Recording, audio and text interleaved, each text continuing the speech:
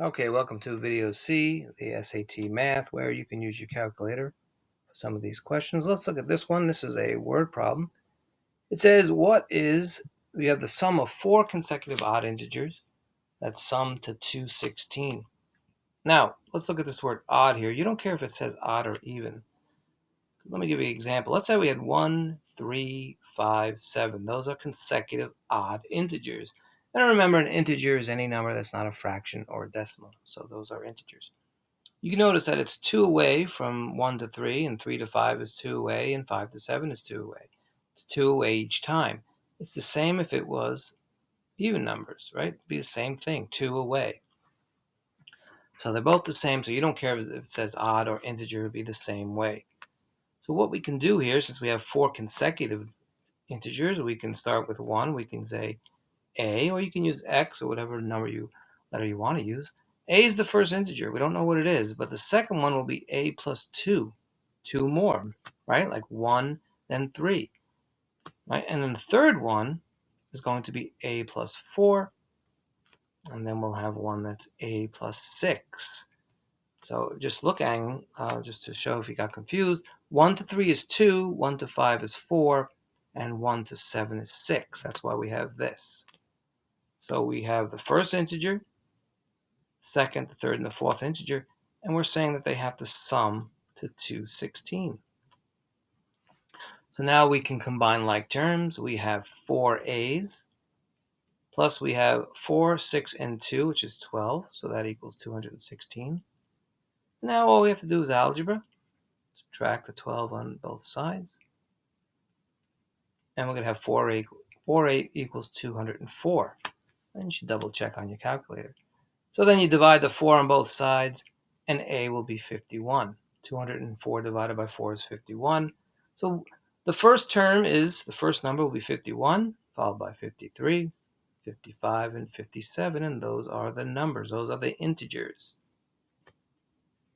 All right, I'll keep that on for 1 second. You get that? Rewind the tape if you don't understand. And let's move on. All right. So here we can do the same thing. We can combine like terms. Let's see what we have here. Let's use another marker.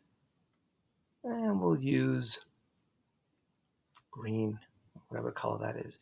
So we have, how many x's we have? We have 3x, then we have 4x, 5x, 6x. We have 6 x's.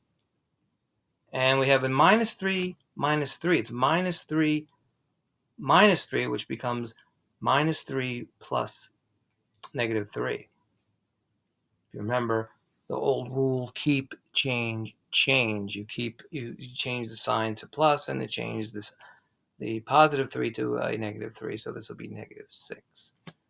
In case you didn't understand that, it was negative 3 minus 3. So we kept that, changed that, and then the sign we have to change also. So that gives us negative 6. Not 6, negative 6. So that'll be negative 6. And then we have 7 plus 2 x's, because there's 2 x's there.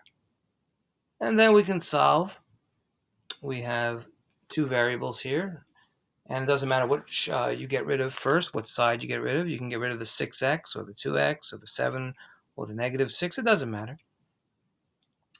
So if I get rid of the negative 6, I have to add it, right? I have to add the 6 because it's negative 6. You have to do the opposite. Then you have to add that on the other side too.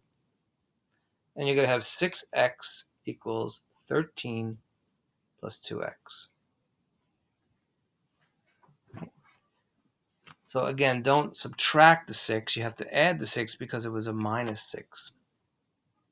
And now we can get rid of the 2x. We have to get rid of the 2x because we need to get 13 by itself. And we're going to say now that we're going to say 4x, not negative. We're going to say 4x equals 13. We can divide the 4 on both sides. And x is going to equal 13 fourths. There's the answer. And you can have an improper fraction as an answer. Okay, clear that out. Close that out, actually. And we'll move on. All right. So here we're trying to find, it says in terms of p. In other words, we want to get the letter p by itself. When you see in terms of, everything else has to be away from that. So let's just rewrite this. We have E equals Q plus 4M plus P divided by, all that divided by 6. So what we can do is we can multiply up. We can get rid of the 6 right away just by multiplying it to the other side. So you're going to have 6E. It's going to equal Q plus 4M plus P. And remember, we want to get that P all by itself. So we're going to subtract the Q, and we'll subtract the 4M. Subtract them both, put them on the other side. And so we'll be left with, let's get it, I'll put that in there. We'll be left with 6E minus Q minus 4M equals P. So that is solving P in terms of E, Q, and M. Okay, let's move on. So let's look at angles now.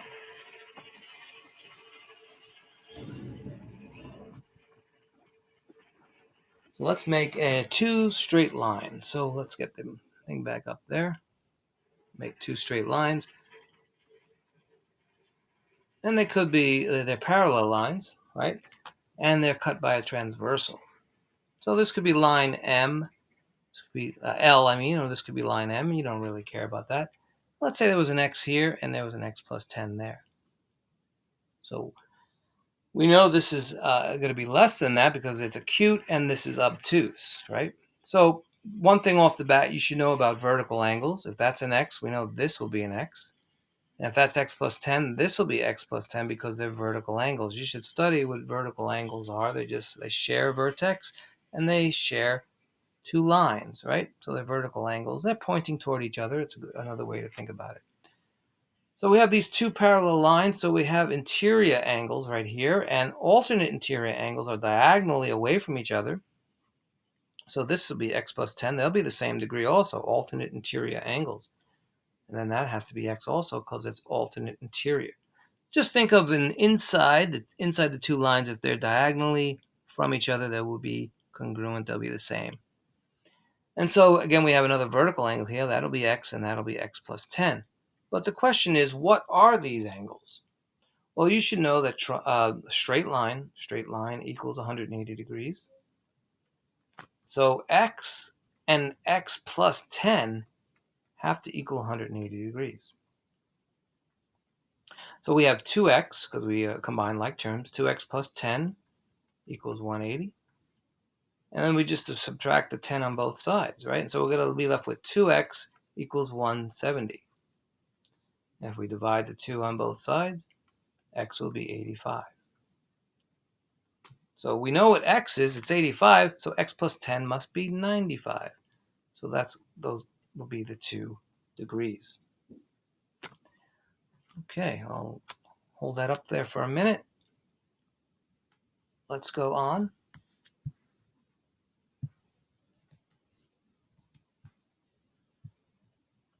I'll draw something now. What if I had, let's draw this here. Let me get the pen back up. And we'll do red. So let's say I had a triangle going like this. Try to make it straight as possible. And then we had another one with this coming up like this, straight. And it cut right like that. And let's say that this was T, and this was U. We'll make that R, and we'll make this one way up there, S. And let's say that they told you, they're saying that RT is equal to TU. So if you know that right away, if you know that answer right there, then you know that RTU, triangle RTU, has to be isosceles. And if it's isosceles, that means R and U have the same degree. So let's put an X degree here. Let's say we're trying to find what that degree is right there. And they give us T. We'll say T is 114 degrees. So let's use another color and put the degrees in. So if T is 114 degrees and R and U are the same, and remember, triangles have to equal 180 degrees. So all we have to do is subtract 180 to 114, and that'll give us 66. So between R and U, they have to share 66 degrees. So we know that R is 33 degrees, and we know that U is 33 degrees. So we have R and U together. And R, U, and T, 114, 33, and 33 is 180. Now let's say we know what S is. Let's say S is 31 degrees. Well, we can find this degree right here, 114, and whatever that degree is have to equal 180, because remember, straight lines, we did it before, have to be 180 degrees. And we know that's 66. We know that's 66. So this degree right here is 66. And then you can add 66 and 31 plus this missing degree have to equal 180. Right, so let's bring it over here. You have 66 and 31. You have 97 degrees. And if you subtract that from 180, we'll know what this is.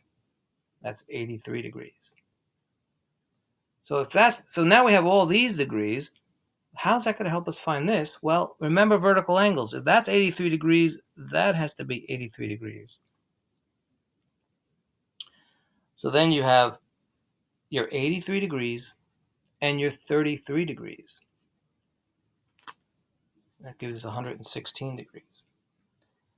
So with that 116, all you have to do is minus 180, and that'll give us what this degree right here is. That'll give us 64 degrees. That's what X is, 64 degrees.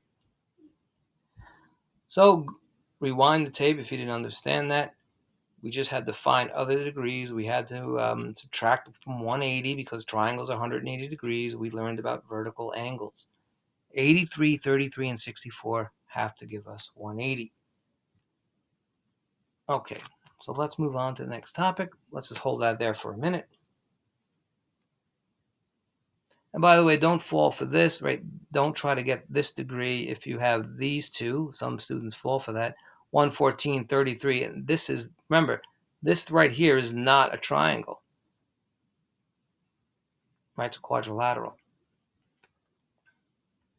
Okay, let's move on. All right, so here's another word problem for us. It's saying the number R is decreased by 32, then multiplied by 3/4. The result is 1/2 the number R decreased by 2. Can you make a equation with that? See if you can make an equation with that. Let me bring it back up here. Well, it's decreased. R is decreased. So we know already it's R minus 32. That's what decreased means. R is decreased by 32. And it's saying, and then multiplied by 34. That means we have to, because remember, order of operations, multiplication would come first, so we have to put it in parentheses. So we don't do that first, and we just put the 3/4 out there. So I'm sure you remember from elementary school, middle school, and early high school, you heard of PEMDAS, with order of operations, but it's also called GEMDAS. And the G is just for grouping symbols. Remember, there's brackets that look like this, and then there's, well, those are braces, and these are brackets, and then there's parentheses. So when they usually talk about order of operations, they talk about PEMDAS first because they're actually just teaching them parentheses, but there's more to it, so that's why it's called GEMDAS. Some people say GEMDAS, whatever you want to pronounce it. Just remember the order of operations. So R is decreased by 32, and then the next thing it's multiplied. That's why we're putting it in parentheses. The result means equal. The result is 1/2 the number R. 1/2 the number R decreased by 2. Right there. That's it. We just created it. And again, remember, 1/2 R could also be written as R over 2. You can write it also that way.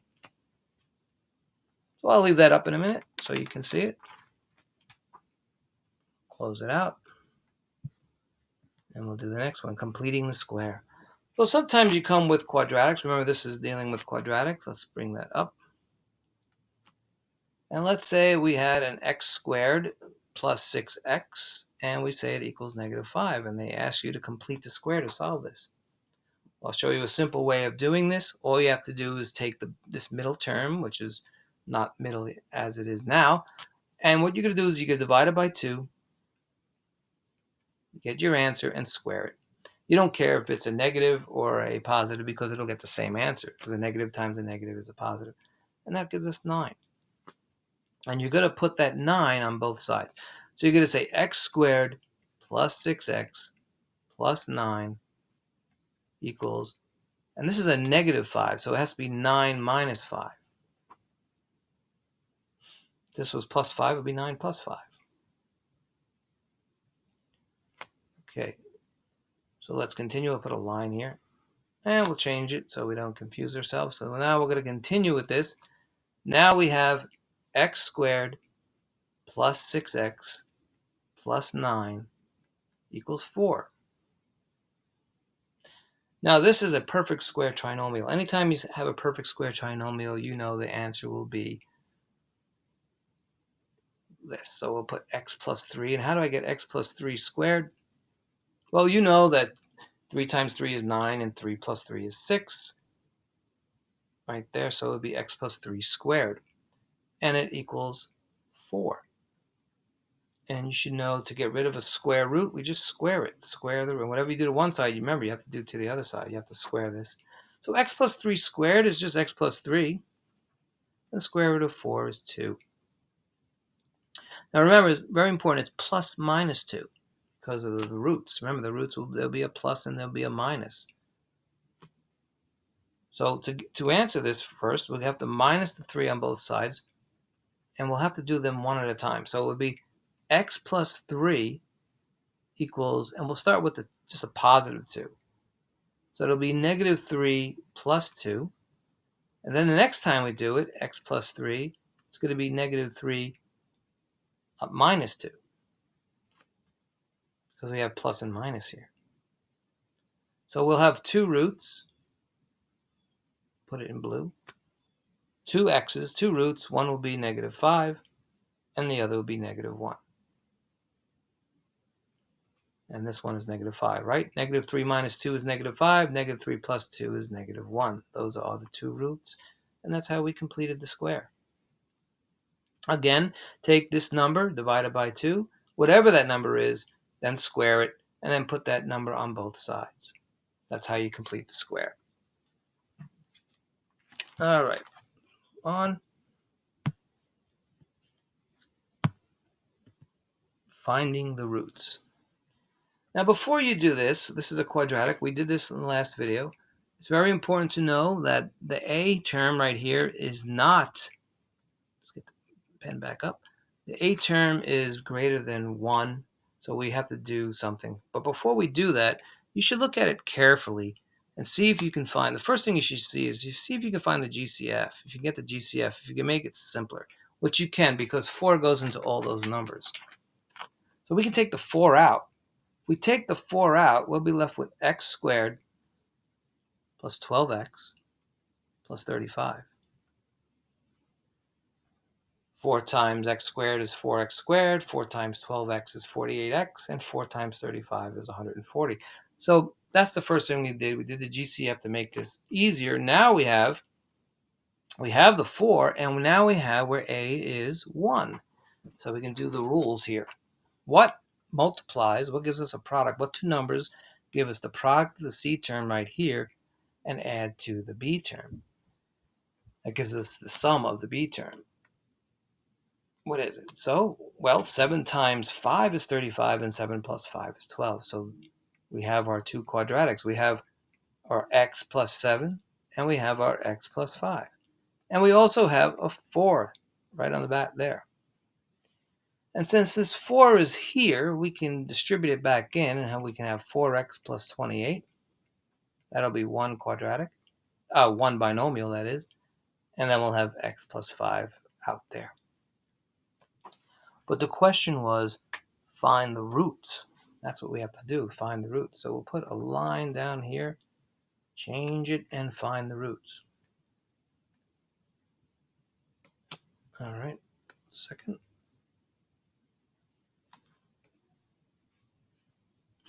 So if we find the roots here, let's do the first one, x plus 5. We know that root already. That's going to be just negative 5. Negative 5 plus 5 is 0. We're trying to get 0. Remember, they're all set to 0. But the second one here, we have to do 4x plus 28 equals 0. And we're just minusing the 28 on both sides. So we get 4x equals negative 28. We divide out the 4 on both sides. And x equals negative 7. So we have our two roots, negative 7 and negative 5. Okay. Moving on.